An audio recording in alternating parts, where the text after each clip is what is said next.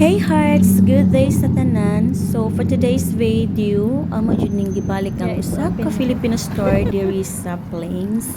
So actually naglakaw ra mi mga hearts kay medyo duol-duol ra man ni sa amoa.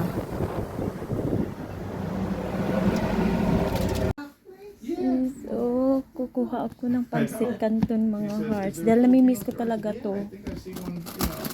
Hala na unsa na ko ani mga hearts nagan ini usa ka pack nga ramen noodles dito wala dito na mo natandog pila na to kabuwan.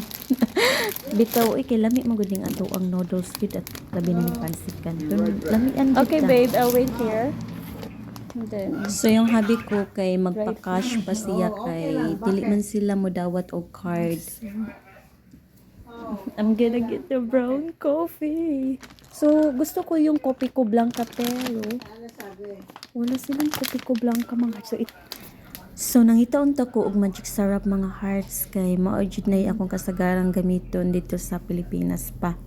But wala man sila magic syrup, out of stock daw. Nindot man gud gamiton ang magic syrup kay mulami jud ato ang timpla labi na kitay tigluto. So nagitay panagang.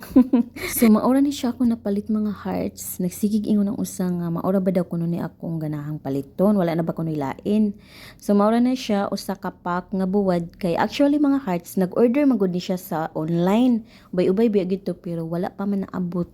Napalit po kong chichirya nga bawang, dingdong.